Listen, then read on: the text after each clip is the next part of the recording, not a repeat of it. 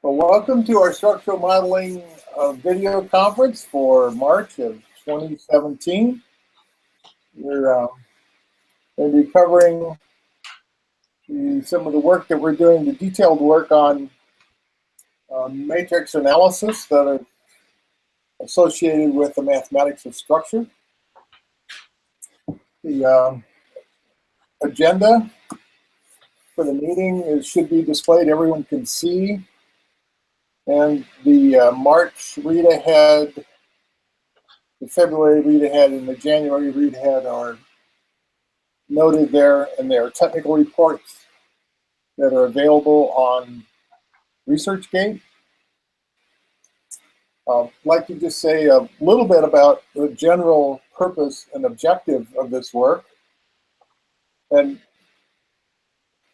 going through and creating the AMEI and the ART constructs so that we could talk in a more precise language about these matrices and the relationship between mathematical semantics and natural language semantics. We've taken those tools now and gone back and are now looking in more detail at the original classical matrices that were put together. We did the enhanced reachability matrix last month, and this month we're looking at the inclusion matrix, the subordination matrix, and the adjacency matrices. The next month we will look at the implication matrix.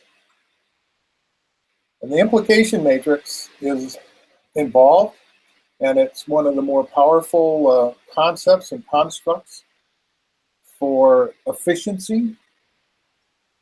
We'll be looking at that and working with it next month, and to a certain level of detail. I'm not quite sure what the level of detail is for the dividing line. And the primary consideration is to really look at our logical methods that we've been using, where those logical methods are valuable and where we can apply those and where they add value. And then the non-logical methods. There's many other ways that you can look at these types of systems that are different than the logical techniques that we've been using, but they kind of build on the material that is developed by the logical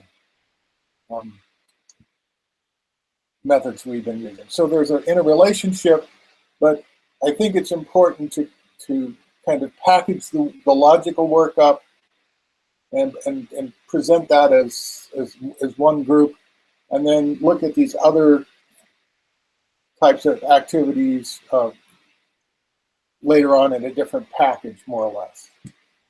And in Warfield's work, where he started moving away from the logical binary matrices and the Boolean logic, was in the cycles area, where then he went back to normal matrices and weighted matrices and things that you would see in other types of multi-objective analysis work. So if anybody has any ideas on what would be some good ways to organize that, definitely would like to discuss that. But in essence, I guess what I'm saying is that after next month, we go through the implication matrix, then probably spend one more month trying to figure out what should be packaged in just in the logical methods, and then produce that package later on in the year, while we're simultaneously looking at these other non-logical approaches that build on the material that was developed with the logical approaches.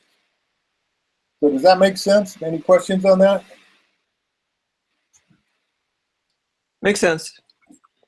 Okay. So let's go ahead then and look at the, do a quick overview of the current read-ahead document.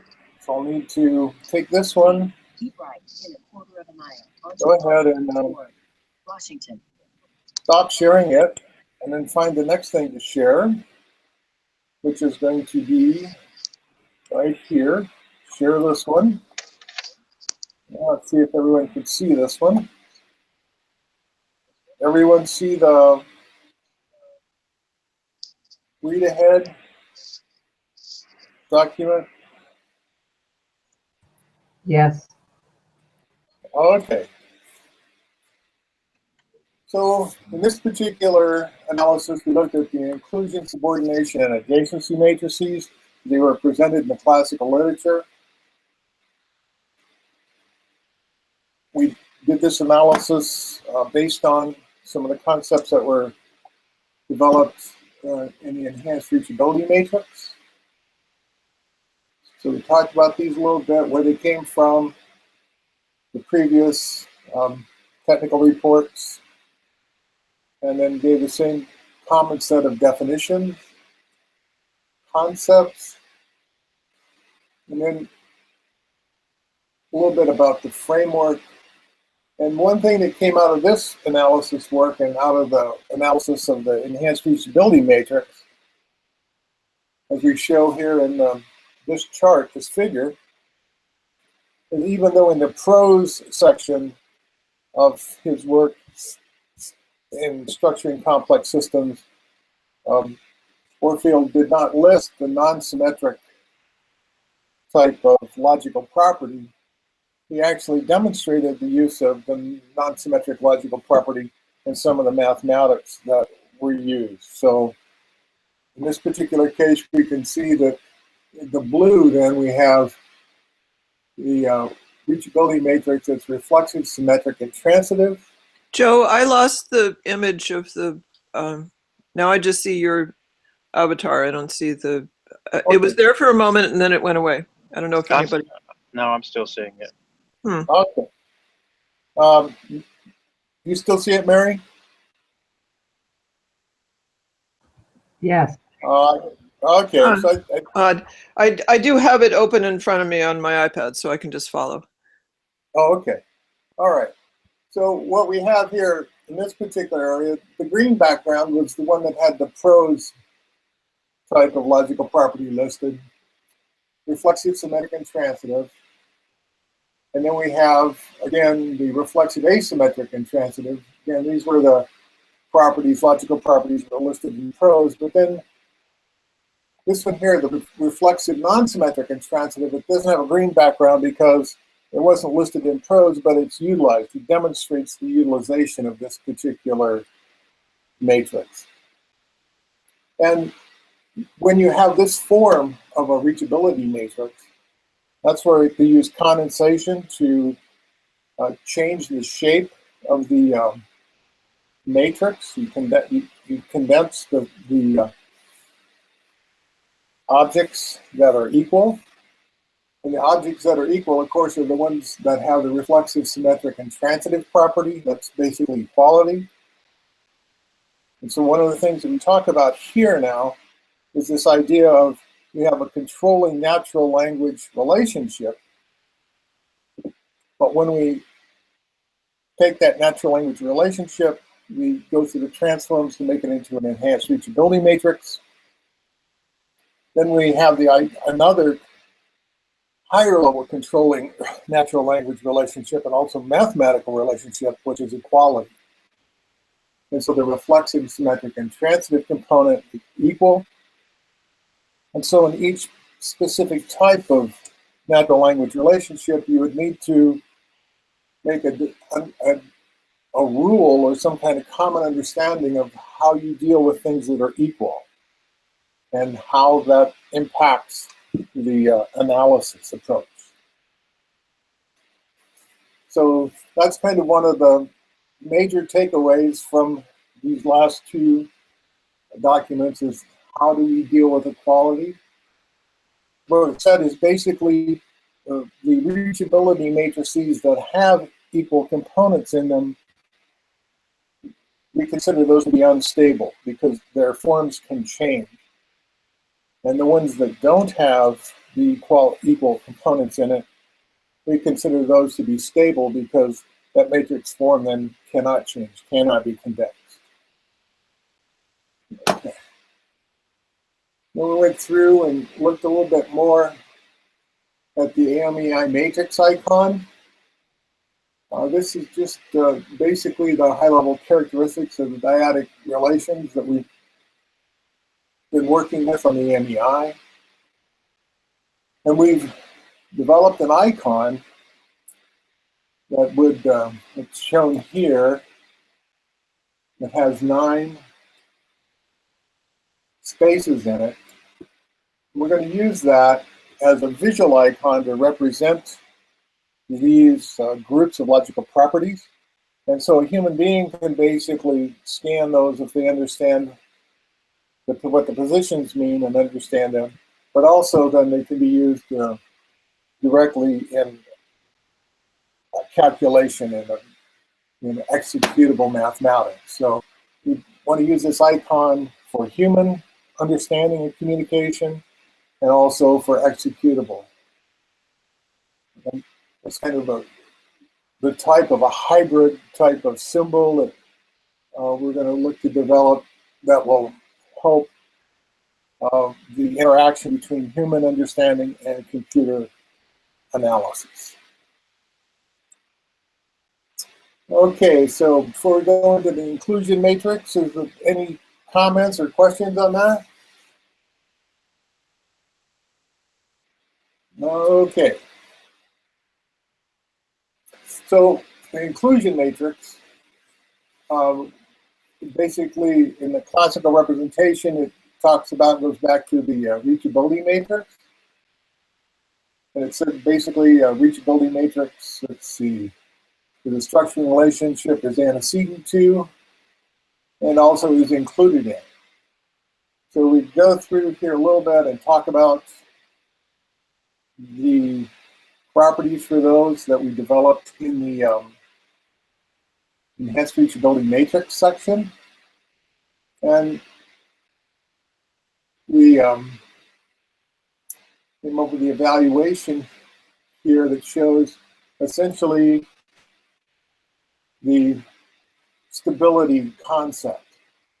And this is example 33 from Societal Systems book, I believe, where the objects 4 and 5 are equal. You can see that they have the same marks, and they're symmetric across here, so that essentially that are also logically equal. And in this case, we make object 5 be what Warfield would have called a proxy object. It just represents object, not only object 5, but also object 6. And then essentially it's stable. This is basically a stable matrix. And then if we subtract the ID matrix from this, then it's no longer a reachability matrix, but it represents an IAT, or a irreflexive, asymmetric, intransitive relationship, which is the logical properties that most people think about when they think about included in. So this is just kind of a stepwise approach that says, tracks the natural language transform to the mathematical operations and vice versa. Building a little bit on what we did last month. One of the things that we talked about here was the idea that is antecedent to and is included in can have slightly different natural language interpretations, in ActivityGo. So it's clear that no event is antecedent to itself. In some natural language relationships, especially in design of engineering products, you logically allow a component or an object to be included in itself, which basically is identity. So there needs to be a way that we can address that, and it is included in to address this uncertainty between these two concepts, and also maybe, as you said here, an area where communication experts and cognitive psychologists can make contributions by developing simple tests. Because some people have looked at this, especially in the engineering systems area, and they find that people just naturally think about these in two different ways. And it's not an idea that one is right and one is wrong, it's just that they're different. And we have the capability to manage either one from a mathematics and programming executable point of view. What we need is the ability to quickly identify how the human beings are thinking about it so we can adjust the executable system to the way they're thinking and normalize what the group is thinking. Because Joe? if we have a group of people, yeah.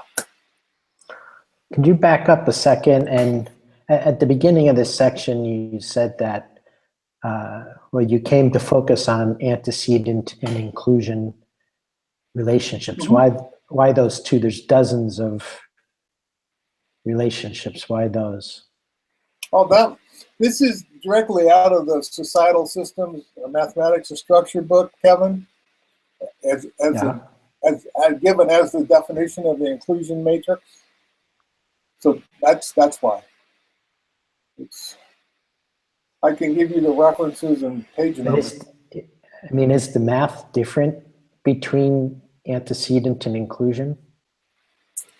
In the Societal Systems books, what you see and the way that mathematics is presented is one is kind of presented as a transform of the other, as a matrix transform, which to me is interesting, but it's just the mathematical form in my mind is the same.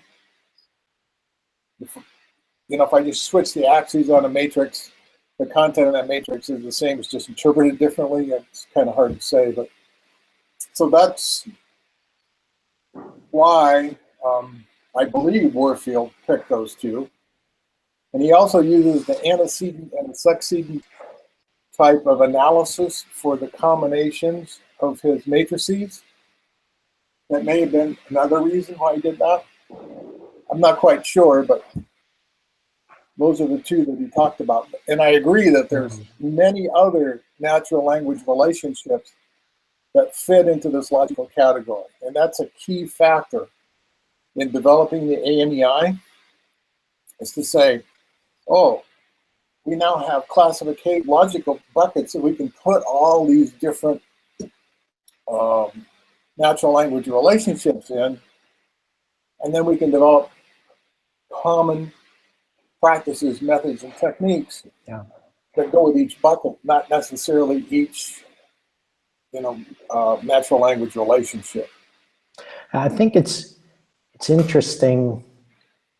The inclusion matrix is kind of the most, or the included relationship, or is really a part whole type relationship. I think that'd be a better name for it. No one uses the word inclusion Right. Who uses the word inclusion? Right. So and inclusion has political overtones to it. It's just it's an overloaded phrase, but people generally understand part whole. Yeah, and that's mereology. That's the subject in mereology. Now it's so fundamental to doing systems engineering, but Warfield almost never used inclusion as a modeling construct for any of his examples, as far as I can remember. Yeah, it's. I mean, in terms of actual applications, I'm not sure how many he ever even did. Yeah, so that's really an excellent observation.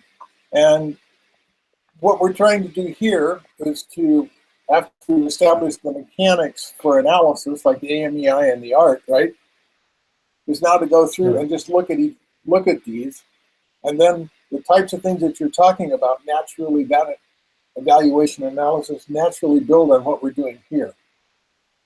And there are other techniques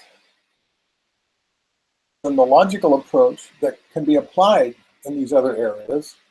And so that's why I'm thinking that we need to make some kind of distinction between this type of analysis that work primarily with the logical evaluation and then everything else. And so, yeah, I mean, I agree with you. And that's just out of the book. Yeah. The other thing on the antecedent relationship is kind of a proxy for influence relationships. Not a proxy, it's kind of one aspect of an influence relationship. Mm-hmm. And a key thing that Warfield, I don't think Warfield addressed at all, is that when people think of, if you use the word antecedent, they're typically thinking in terms of time and temporal relationships. Mm-hmm. And when people think in terms of temporality, they're usually thinking in terms of intervals of time, not events, but I mean, they may think of events. But if you're talking about projects, they're just as often thinking about intervals. And when you have intervals, if the law of transitivity amongst three intervals is a fairly complicated combinations, because you have antecedents of 6 different potential antecedent relationships between 6 different events. So even for three intervals, the antecedent relationship is 36 minus 6 possible relationships. And But there's what I found, I'm sorry? no, go ahead. Go What did you ahead. say? And so when I was at MIT,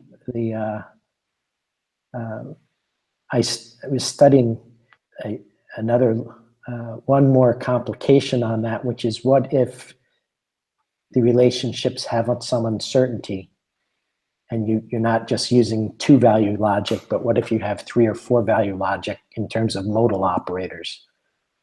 So what if you had you could ask if event A is antecedent to event B, but you might answer it's sometimes. And so the modal logic can propagate through as another order of complication on this. Anyway, what I found going through this over the course of a year is the safest way to ask about the antecedent relationship between 2 intervals is to ask about the antecedents of their end events. The antecedent relationship of their end events. Mm-hmm. Because that generally implies an underlying production function where Right. the So output of one is necessary for the output of another, and it avoids Exactly. all the other complications. right. Okay. Good. So in my mind, what you've covered is a very important distinction between trying to map on a timeline, right, and have a time event, and trying to map on, let's say, functional development, right? Say I'm at state A, and I want to go to state B, right? And so time is always with us. And so we're going to do that in a sequence. But if you go from state A to state B and you have functional transforms that you have to go through, then your event, if you tie the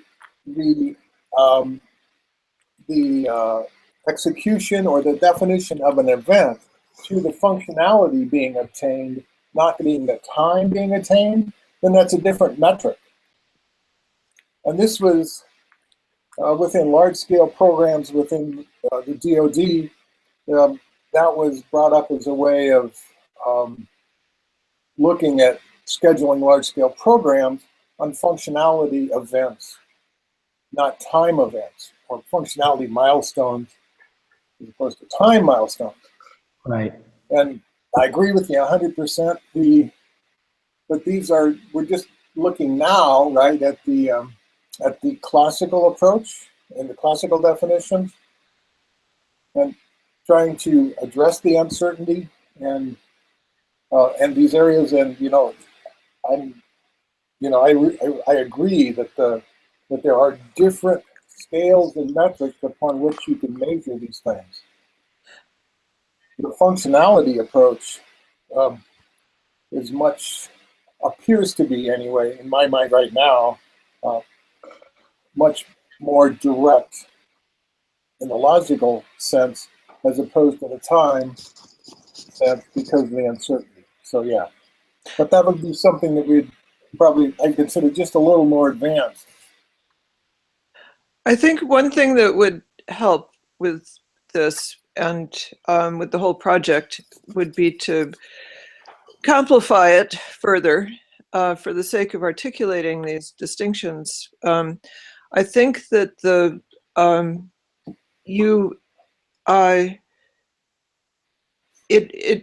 within the natural language, what you're calling natural language, there's you're including logic within the natural language, whereas it might be best to separate the informal natural language or common natural language from more of an ontological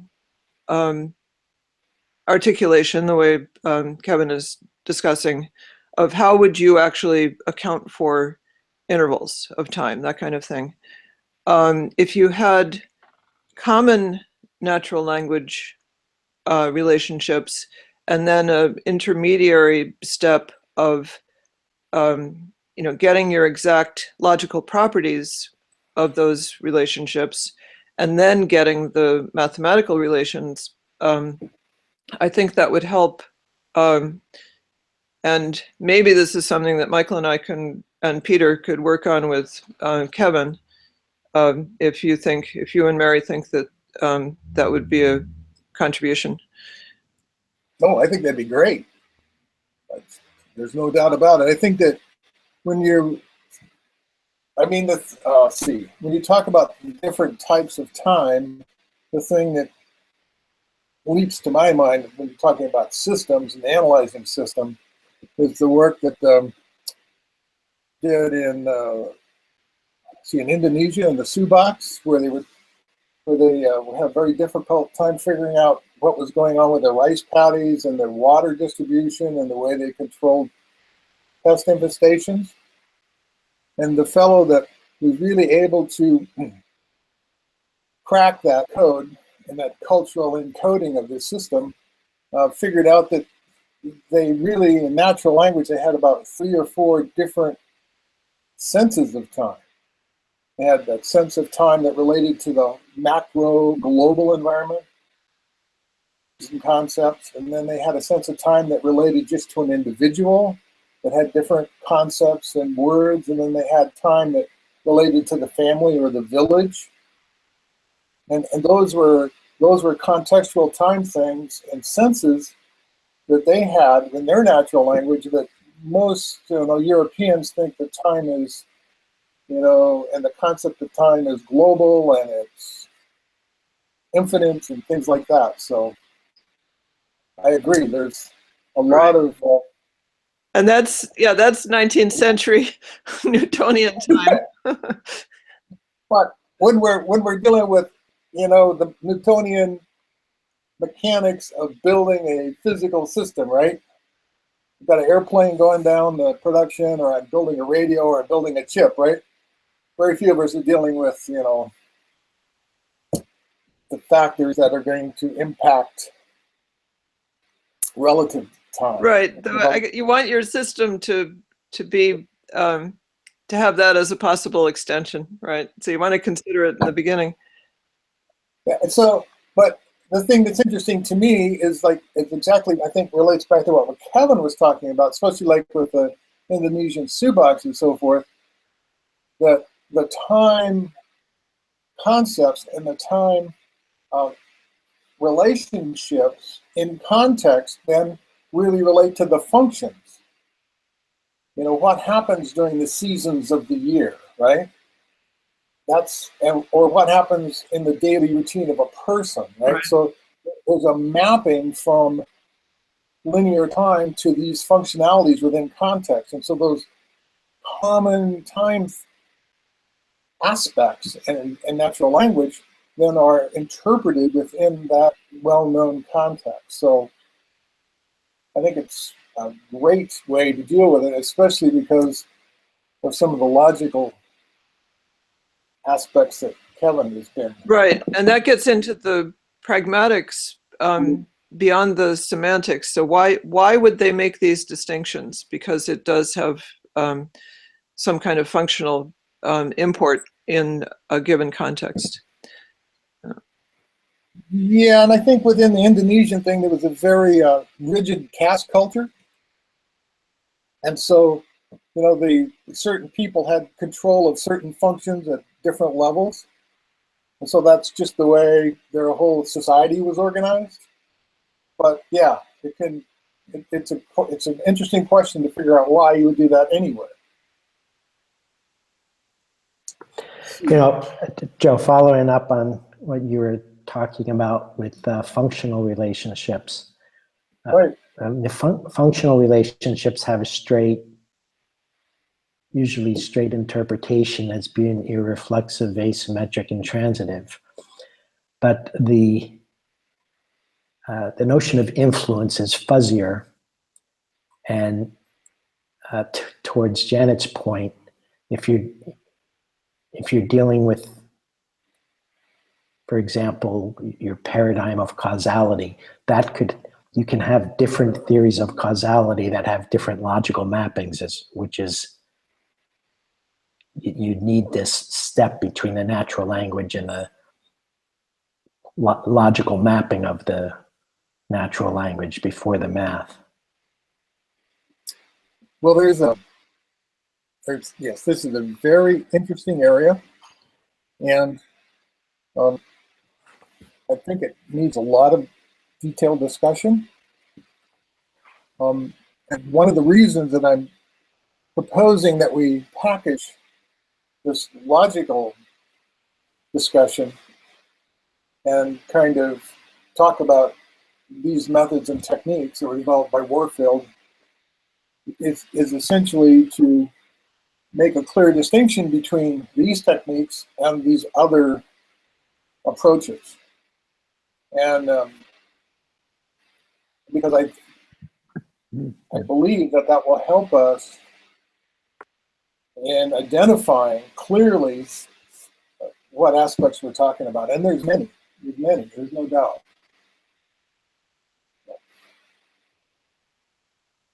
So yeah, okay, so then the antecedent to and included in, those were just basically used because those were in the classical literature.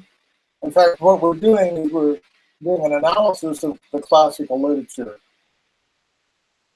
using these basic tools that we've developed. And added the concept of a stable reachability matrix and an unstable reachability matrix because of the idea of equality. And what does equality mean? You know, equality is going to mean something different, or could mean something different, depending upon the overall controlling natural language relationship. For example, cities that are north of each other, if they're equal, that means that they're at the same level, right? So that type of thing. It's the logical equality meaning as in conjunction to the primary natural language structure in the relationship. So we went through and talked about this, and the simple test, I still believe that this is an area that we may have, have great contributions by psychologists and communication experts to be able to create some simple tests that can help normalize the view of large groups of people. And these techniques, again, are to be used by large groups of people, so not everyone is going to have the same type of natural view of this. Okay, so the subordination matrix. Some of the key things about the subordination matrix: the fact that it doesn't necessarily have to be square, but if it is square, then that subordination matrix plus the identity matrix is a reachability matrix. So again, the reachability matrix is kind of a cornerstone checkpoint form that most of these other forms are tied to in the classical literature. And what happens here is essentially you add and subtract the identity matrix to get different types of interpretations of the mathematical form and its natural language relationship. Move on to the adjacency matrix. Of course, we've talked about this before, the problem with the overloading of the term. It has a well-defined term in mathematics, but natural language relationship really, concept really doesn't seem to match what it was applied to. So we decided to use the precedes matrix for the transitive closure, because it's for a natural language approach, it's much clearer that it is transitive, and it's much clearer that it fits the description of this natural language concept a little better. So we decided to do that, and then we just show the same type of operations that were used within the classical literature, where we have the transitive precedes matrix. It's irreflexive, asymmetric, and the logic precedes itself, so we have that. And then we add the ID matrix to it, and then do the calculation to create the reachability matrix. So another operation that shows going from a natural language relationship to a reachability matrix. You can also do the reverse, and it's a way that you can use these techniques to infer information under certain specific conditions. Okay. Then we just start talking a little bit about common forms and types. It's clear that the reachability matrix is a very common form, and that it's used as a standard to relate these other matrices to.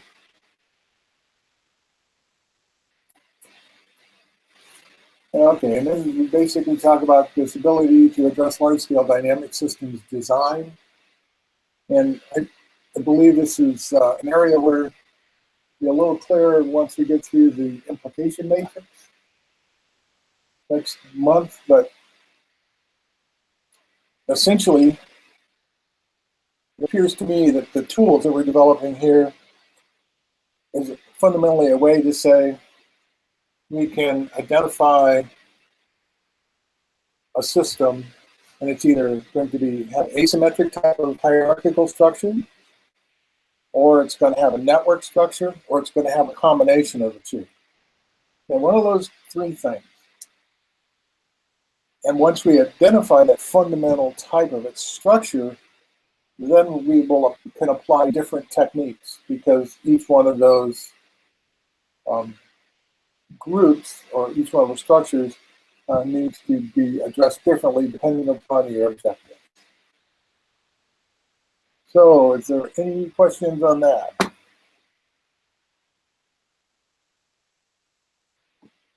Okay. Hello. Yeah, I was just thinking that, could you back up the screen a little bit to this last section before the summary, just after that diagram, Okay, sure. Yeah. the common forms? What do you mean by forms Um, and yeah, analysis? so we have essentially, uh, in this case, what we've been looking at are matrix forms. And so common forms and analysis types, we have analysis of a group of objects. And these group of objects have some type of analytical approach that has a matrix, mathematical matrix form. That's very general, but that's kind of Yeah, what, well, would object-oriented analysis be an example of a form, or it's kind of a multi-form, because object-oriented analysis would typically have a part-whole relationship, a class hierarchy, and an influencer kind of methods, which are yes. a type of functional relationship. Right. So this particular form, we have objects, so it's very important to have objects. So object-oriented analysis is important, right? And then we need a relationship between the objects. For the structural piece, the logical structural piece, that's just about all you really need. But you need to think about the objects themselves, and the structuring relationship, is it global or local?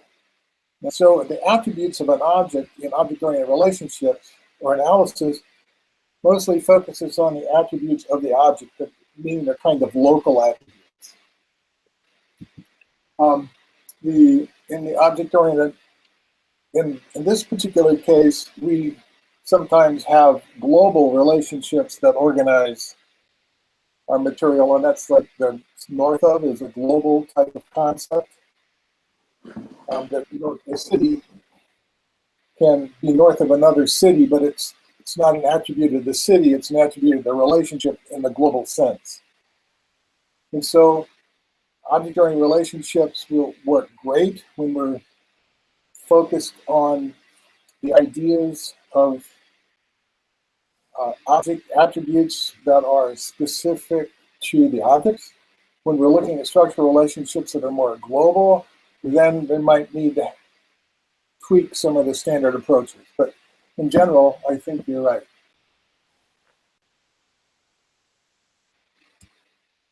And it's, systems dynamics and your stocks and flows, those are talk about, like flow between objects. Well, the relationship, okay, there's some flow, and then there's some transform that goes on at each node. Those are really more advanced concepts than the structure. So that once you have a structure of a system and you want to look at its behavior, right, then there's these other types of analytical techniques that you can use. Once you have the structure, though, it helps you figure out what type of analytical technique to use next to achieve your goals. So is that implicitly common structural forms and behavior analysis types, or behavioral analysis types? Well, there's other, I left it open because there's quite a few different types and forms and types of analysis, but we will, as we go forward, start defining these. And I think there's also categories of these forms and analysis types that we can build on, depending upon what information or what is the outcome of the structural technique and what your goals are, what's the objective of your analysis. So, yeah, we should get a list of specific standards that structural modeling can be used to implement that are already, that are out there, like UML, systems dynamics, causal, and just outline how to do these things. Now, for example, Warfield had one of the most prevalent modeling formalisms in Warfield's time in the 60s, in the early 70s, was PERT diagrams, right? Project evaluation and review technique, and from which you could do critical path modeling. And instead of just promoting the use of structural promoting the use of ISM to create PERT diagrams, he said, no, I can do something better than a PERT diagram. I'll do a delta diagram that includes and or gates in the PERT diagram. Right? He couldn't just be content with saying, look, I have a great tool to produce PERT diagrams, because he didn't own the PERT diagram. He had to create his own thing, and no one uses delta charts. Hardly anyone in the community of Warfield and Christakis have even heard of a delta chart, but that's what he put his time into. Okay, I think these are all excellent observations, and also areas to explore. So I'll just take a couple of minutes and kind of give you a brief overview of some of my activities I've done recently that align along with this. And the European Union has a open source tool called PolarSys. Anybody familiar with that? Could say it again? PolarSys. I'll send out the link in the notes to everybody. But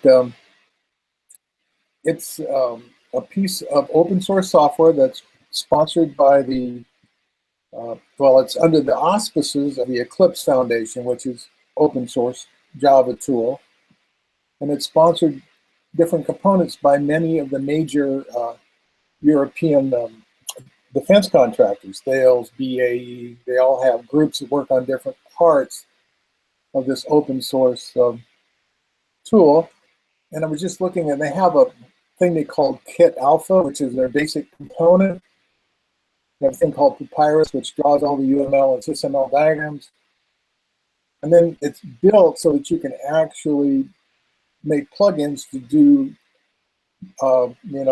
whatever you want, right? So as far as you're talking about, Kevin, I think that's what I've been looking at as a target for implementing these techniques to fit into standard classical approaches. The thing about the PolarSys, it's built for embedded software systems. It's designed to last and for documentation, but to last 75 years. So they're going to have a system that will interpret and understand these components. So it's well supported, it's not going away, and it has access to all the standard tools, and it implements the ISO standards for engineering. So all of that framework, the standards that you're talking about, is there. So is that kind of what you had in mind? Yeah, that's perfect. Okay. Yeah, PolarSys has been mentioned before on the System Science Working Group discussion list. Yeah. So anyway, so that's basically where we're headed. I was looking at doing Marionette to package an intermediate set of software for this particular case. Might step back and do an intermediate goal between where we are now and Marionette. But I'll do a little more detailed note on that and just publish it to the structural modeling group, what we think we're going to do there. So we might not go directly to Marionette. We might do this interim piece, which would be with Require.js, and have a single-page application that demonstrates all these components, and then use that as a stop, as a checkpoint when we get there to evaluate, okay, where are we with the JavaScript, and then how well does Kit Alpha allow us to move our front end JavaScript material into their framework. And so, depending upon that answer, we may go from just the require JS and into Kit Alpha and not go to Marionette. But I really don't know that much about the technical parts of Kit Alpha yet, but I'll start working on it. And anybody else that's interested in that, please let me know, and we can work up a, kind of a semi-structured analysis approach. Joe, I kind of missed the transition from PolarSys to Kit Alpha. What's Kit Alpha? Okay, so PolarSys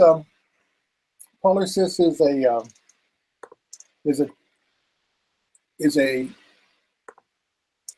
Eclipse product that's managed by the Eclipse Foundation, open source foundation that uses the Java Enterprise background material.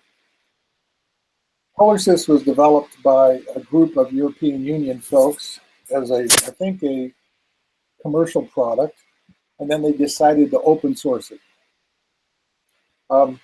Once they open sourced it and the people started looking at it, I believe, it's my understanding anyway, that they found that it was really too integrated. It was too much of a big integrated mass, right? So they started breaking it apart into different kits or different components. And so the component that you use to write and display like UML and SML and does the integration and all of the parsing and all that for this language, that's in a piece called Papyrus. And then they have another piece that's called Kit Alpha, which is the fundamental foundation for all of these other components that you put in it. So that Kit Alpha is is an outcome of a project of these guys that are now starting to decompose and modularize a highly integrated piece of software, which was PolarSys. That make sense? Yeah, thank you. Yep. So I just started looking at it here about a week ago because I started looking at the effort and say, well, if I go to Marionette, we still don't have a UML or an SML interpreter. Where are the free ones? Where are the ones people are using, right? So, if you use this one we use this one from the European Union, then it's what everybody uses. It's got a lot of support. It's got an industrial community, that kind of thing. So, yeah. All right, well, we've got about 7 minutes left. I guess I'll give a little bit of a preview into what I think is going to happen next month, and that's in the implication matrix. Joe, in one of your emails, you mentioned asking for help to do some evaluations of things. Sure. Could you talk a little bit about that too? Yes, we have. So we have the existing software out there right now, and we've taken and looked at examples that were published that we could verify. So what we would like to have is either case studies that we can use to verify our software against, or other open source software that we can kind of look at, or people that are interested in working with us to create independent tests. Because we haven't, what I would say with the software right now, we really haven't had any independent functional tests yet. So that's the type of thing that's is kind of, I think, important. If we can find some people that are interested in helping with that, that would be great. And depending upon their level of expertise and their ability with software and so forth, then we may change some of our effort to create something that hits their skill level. So, So towards that end, I'm working with about 20 examples that were done in the Cognoscope software, Christakis' stuff. Uh-huh. And each one has a log file of Okay. going through the pairwise questions. It has an adjacency list, like an edge list, not a matrix. I Okay. don't know why they don't output the adjacency matrix, and it has the reachability matrix. Oh, wow. That'd be But great. But they're not in any standard format. I basically have to copy and paste them out of a PDF into a spreadsheet, and I haven't figured out what standard formats there are. I also, other than going through the edge list manually, don't know, Well, if you could, what the if you have them in PDF, standard formats. Hmm? if you have a PDF document that you could share with us, then I can do some techniques. I can evaluate that PDF and see what tools are available to automatically take care of that transition, so you don't have to do it by hand. So For the edge, you mean for the edge list, the okay. adjacency list? It's like an Yeah, what I heard you say was you had a PDF document and you're doing some type of manual transfer from a PDF document into a spreadsheet. yeah. What I suggested is that if you could give us a sample of the PDF material, then I may be able to automate that process. Okay, that'd be cool. Yep. And then, yeah, so that's basically what we're doing. Just as we're getting down toward the end here, I'm beginning to believe that maybe where we are with the software is that really there's essentially a fundamental class or an equality type of effort, and we have that. That was one of the original functions, and a structuring function, right? So you can either do a strict order of classes, or that you already know that what the classes are, or you can do a strict order with, oh, well, one or more, and then we figure out the classes as we go through, and the matrix changes size. And we have that software right now.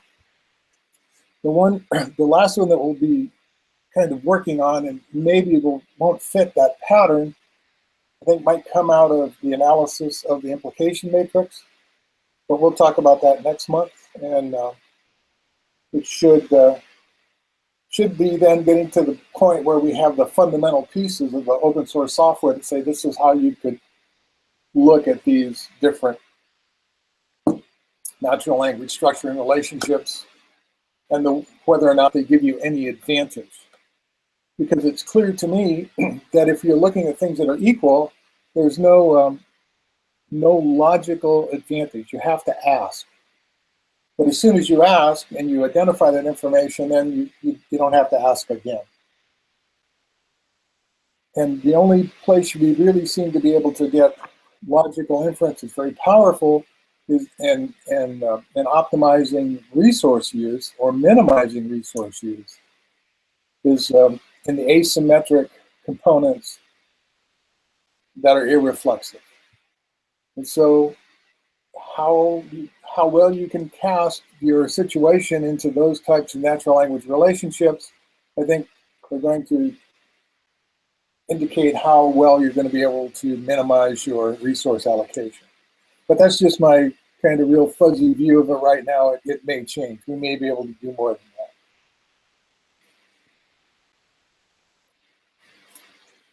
Any more questions, comments? We're getting close to the end. I don't know if you already were familiar with this, Joe, if this is relevant to what you're saying about automating using the edges. I have started following some R news on Twitter, and they we're talking about ggraph, a grammar for graphics for relational data. I'm thrilled to announce ggraph has finally been released on CRAN. So I don't know, that kind of thing maybe is what you were talking about. Maybe you're already Sage G-graph? Mara, ggraph. I'll send this. Yeah. No, you send that out, and I'll also send out a little more of the details on the tools I've been looking at. okay. I didn't realize that there was this much interest in this detail, so I can definitely do that. Yeah, I think Joe, just upon reflection, that Warfield, in using these things, the antecedent, the inclusion, the implication, these are not really the parlance of anybody. They were kind of natural language he backed out of the math. They weren't things that people used as common parlance for their modeling activities. He was a mathematician, I have to agree. Yeah, and Yeah, that makes sense. it's kind of, I think we should, it'd be better to be, instead of trying to push his forms very far, it's better to start from what you're calling the common forms and analysis types, and how to map from what people are using in common parlance to the logic, as Janet suggests, and then into the math. Yeah, I totally Yeah, agree so with that. Totally agree. Yeah, no, and so that's what the AMEI is. It will help us do. It will help us classify all these natural language terms. And so, yeah, that sounds great. Good insights, and I'll get some lists out, some more out on the structural modeling list. I think that Janet's going to propose some material. Kevin is going to have some material on the way for analysis, and look forward to a productive month, and see you next month. Okay, bye-bye. Thank you. Very good, Thank you. Thanks to all of you. Have a good day.